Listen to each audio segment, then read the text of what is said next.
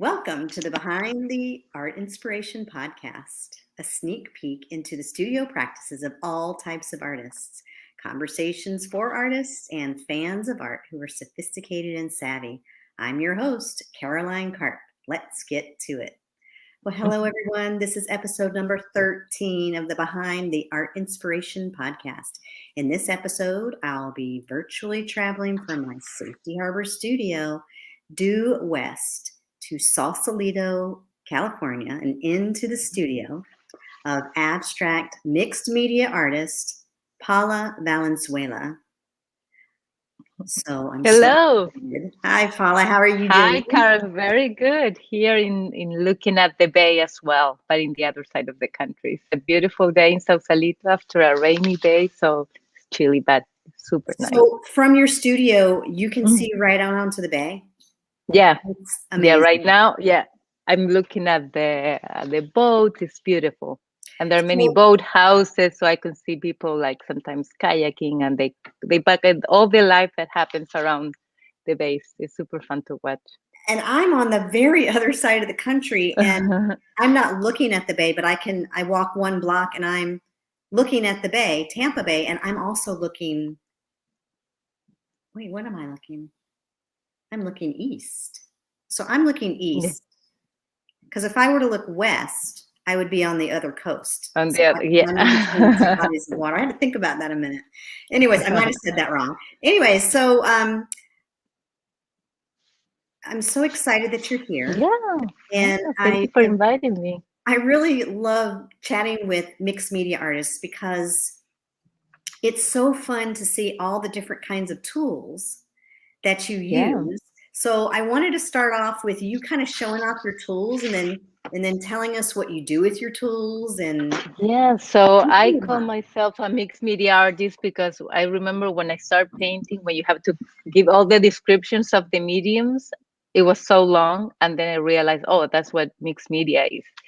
And I love to experiment with everything and see what happens. So I use mostly acrylics and fluid acrylics. I have gone through different stages, but I use, let me see, I have some of the things that I use charcoal, and this is graphite and pencils. I start like putting just marks, and sometimes I put sand. And what I, for the past 2 years, I discover, so I do this. This is a, how do you call hydrogen peroxide. peroxide. I cannot say this word. So Peroxide. I do a mix of vinegar Uh-huh. and, let me show you what it is, and this, and like this kind, the thing that you use for the kitchen, Yeah, like a steel like wool. a steel wool, and I mix that, and then I make this rust, and then it's like it gives me like a wash, and with this very earthy color, and so Yeah. I usually start like that, just splashing everywhere, and then I seal it. So, and then at the end I put this, and that gives me like that ochre color. This was super fun. Then I do a lot of mark making. I usually start without knowing. Sometimes I'll do collage. Like I try sometimes to use bubbles even. I will make this mix of pouring medium and liquid acrylic and soap, and I will spend hours just trying to get to blow these foams, and then the bubbles will pop out, and then I'll get So the does it dry like that? The bubbles then dry? yeah, sometimes if you're lucky, you get a little bit of the shape of those bubbles. This was years ago. I haven't done this in a while, but I was very into like, I really like always organic shapes. So I tried to recreate that, and I like the accidents that happen. Oh, yeah. So this was a way for me to not be thinking about what I was doing. So just trying to go with the flow, reacting to what was going on. And so And sometimes, are there messages in your paintings, or are they pure process? It's very intuitive, I will say. I never know what I will be doing. I have sort of an idea if I'm gonna be working maybe in this color palette that it may switch completely at the end. But I tend to do, I work by layers. So I Yes. start with one layer and then I change everything around, and then I seal and I start like carving into it too. So Yes. it's like covering and uncovering. I use, let me show you some of my tools. These are my favorite. Let me see if I can. I use a lot of clay tools. Oh yeah. All these all these knives, Mm-hmm. um, things to scratch the painting, paper sand, and I. This is my favorite thing ever. I hardly use brushes. I use them, but this is most of the work is with this. I like painting with my hands a lot. Oh yeah, me too. The other sometimes I'll do it and then sometimes for periods I don't. But I try to. It's really about like the process of like uncovering and I love sometimes I'll put things and then I cover them completely. I forget after so many layers. So it's super. I go back and I sometimes I start peeling Mm. like an orange, and then I discover this color, and that I had completely forgotten about. So For example, do you have a bunch of like solutions all over the place of like in your studio, like maybe you had some liquid that you like the color of it, so you save it yeah, and they're just open containers? yes, I have many. Can I show? I don't know if I Yes. can show you around, but let me see. Let me see how this looks. I know we have the light of the window. So I have a cabinet there. No, I All think your we stuff? cannot see all my stuff. And I have these boxes that I put different solutions, and I use a lot of mediums. So sometimes I'll use a gel medium that give me some like those cracks. Yeah. And this actually, it started happening by accident. I was trying to do this. I wanted to have everything level. Like I like that you can see all these textures, but when you touch it, it's smooth. Yeah. And and sometimes when I know if it's too hot, too cold, sometimes I get these cracks, and I start using them also as well. So I Yeah. will play with that. I'll put maybe a color, and those cracks will be visible in some parts and not in others. And it's part of the layers that I create, which are super fun. So for Yeah. example, let me see, I can show you something that I'm working right now. Let me see. Okay. The light, there's glare here. Oh For yeah. example, this is something that I've been doing for a, can you see? I can. I don't And know. you've got You a can? varnish on there right now, right? A what? Do you have a varnish on there? It's really shiny. Yeah, it's very shiny. That's why, let me see, I'm trying to move it. Is it on wood or Yeah, on canvas? this is wood. Okay. So this has, Do you I usually do paint both. do both? Okay. Yeah, I do both. I like I like the wood because I can manipulate more, but also for the past year I started going back to canvas because it's easy to store, to ship. Sometimes I can roll them up and fold them. So, but I like both, and sometimes also I'll use this. Let me show you these liquid panels. Oh wow. This is a material that I discovered like 5 years ago or less, Uh-huh. and I love it. It's called an enamel. It's like a Oh, nail enamel. polish Yeah. enamel. And I started buying all the and experiment. I had no idea, and it was super fun. And I love that like that chemistry that goes into you put one color and then the other, and without really knowing what will happen. So Well, you I know did what's a funny series. is you know Barbara Pastorino, right? Yeah. On our podcast interview, I don't know, maybe a couple months ago, she was talking about enamels. Oh. And she uses enamels as well. And I was like, what are you talking about? But Yeah. is that an I guess, I mean, I paint with oils and I paint with acrylics and I do mixed media. But I don't think I've ever purchased enamels. Where do you purchase them? I at a art store, the brand that I use, I actually didn't even know that the name was Enamel. I used to call it Pivio. I think it's a brand somewhere in Europe, but I don't know where is it from. Okay. And it looks like that they come in little bottles, Oh, and then you have to use I use them like with this thing for drops for let me see, like a and dropper? it's a little, yeah, and it's a little toxic, so it has to be ventilated. Oh, um it's just a little toxic. yeah, but it's fun. I did a whole series with all these earthy colors and gold, and I will just experiment with those, and I really love it. It was super fun. But I don't because they're very toxic, Yeah. or the smell is too strong. I don't use them much. I prefer to paint with acrylics, and I use oil sticks. I love those. Love I oil sticks discovered. too. Yeah, I Use those a lot. painted on oils when I was just starting, and I did it for a while, and then I discovered acrylics, and I never went back. But I would love someday to relearn to paint on oil.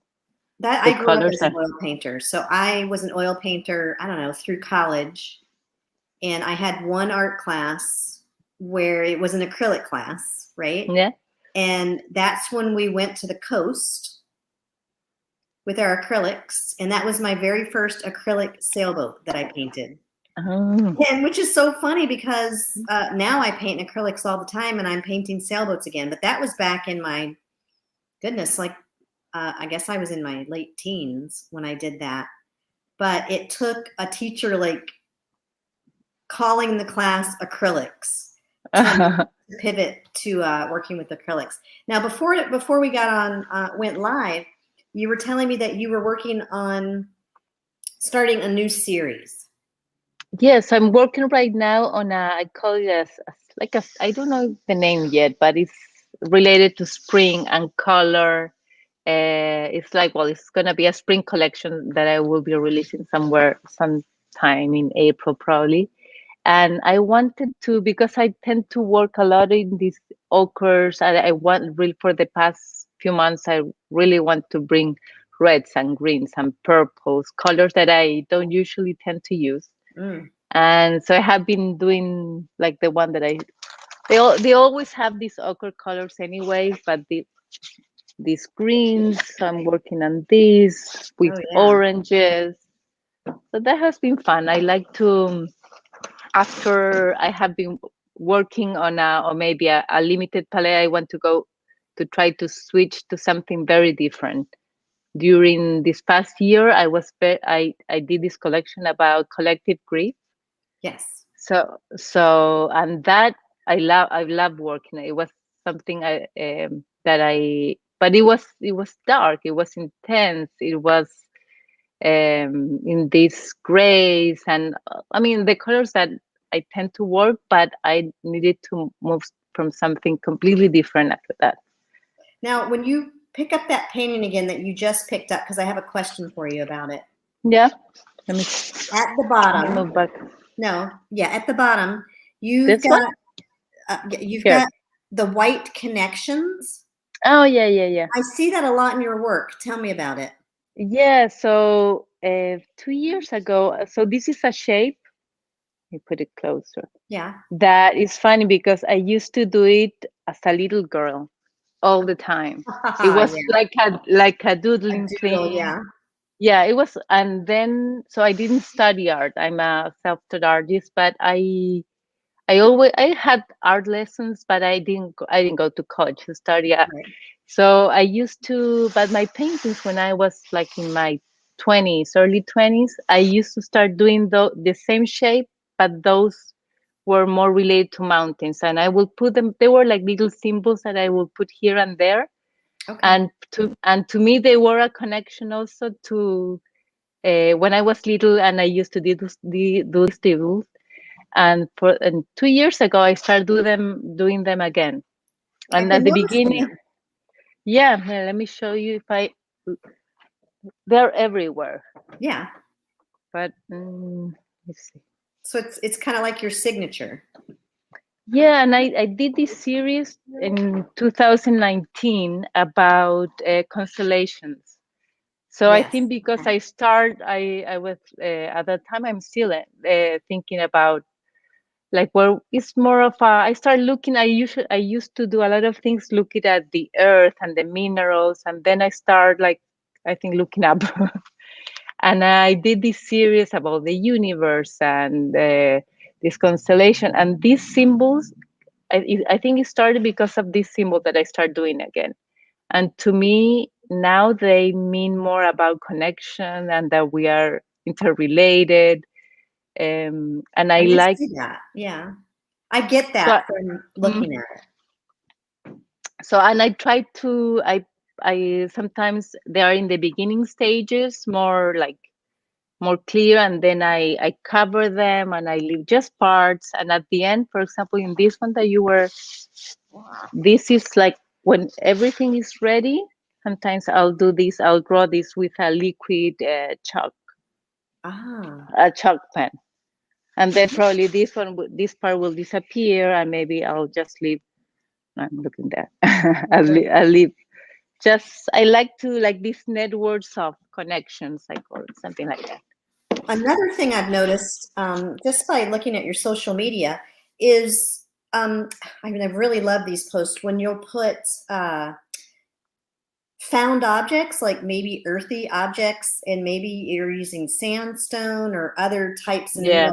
you'll line them up just so as part of maybe Uh, the tools that you're using oh or yes, the I think materials or something. yes. For I did that very intentionally. I used to have them. I have them in my studio. I have minerals. I love different gems and all that texture. But for the collective grief collection, Yeah. I thought it was important to bring like something that I love too, but more from a like a healing perspective. So I Ah. photograph all the work uh, related to that. That it was like it was something that we were all going through. That is still very hard. But I like to put this as a control that like, they can go together. So I put these crystals and the stones and trying to unite both things. Nice. Well, Mhm. before we go, is there anything else that you want to tell us? And also tell us where we can find you. It'll be in the show notes, but you can also tell us. Oh yes. Well, my website is Paula Paula Valenzuela. It's a long one. Art.com. And in my social media, it's the same thing. It's Paula Valenzuela Art. So I said Yeah, Paula, but it's Paula. Paula. Yeah. Well, Paula. Paula. That's beautiful. Paula. Yeah, I'm from Chile. Yeah, I From didn't Chile. share That's that. good to know Yeah. also. Is there Yeah. anything else you wanted to tell us about your studio or your work or? So I have been in this studio. I live like 1 hour away from here, so it's a long commute for me. But I love it because this is an old building. There are like 90 artists here. This is a 3-floor building next to the bay, and this is where ships used to be built. Oh, So wow. we have this huge space, and I really came here because I love the community. There's a lot of interaction between the artists, Hmm. and that's nice. Before that, I was working from home, and it felt very different from now. Wow. So That's yeah, really special. yeah, Don't it's go a very anywhere. I'm going yeah. to say goodbye to everybody here. And thank you for watching us and listening as we share. In March of 2020, I had a vision of starting the International Online Art Collective, which Paula was a part of. And Yeah. we're a diverse group of artists from around the world who value the power of art to inspire, provoke, and heal. The power of this group is in connection, just like we're connection. And from this, a podcast was born. First, I'll be interviewing these artists, and then I've also been branching out to other artists. And I also want to mention that I've been having my own show called Oh yes, Souls and Sparkles, and coming it's a soon. it's a show that's going to be virtual, and so people can come from around the globe. It's on February 20th, and I'm getting excited and also a little bit Oh, scared because a virtual show is the first time that I'm doing it, and it's a lot of work. But anyways, Yes, that's exciting. if you'd I like to have been be, following you on social media, and you have been preparing these videos for people to see. This is amazing. yes. So the artwork is all ready. Like the artwork has been ready since the end of 2020. Now it's Oh, God. just Yeah, the sharing virtual and space. Yeah, and okay, sharing it with everyone. So, cool. but stay right here. I'm going to say goodbye to everybody in the broadcast.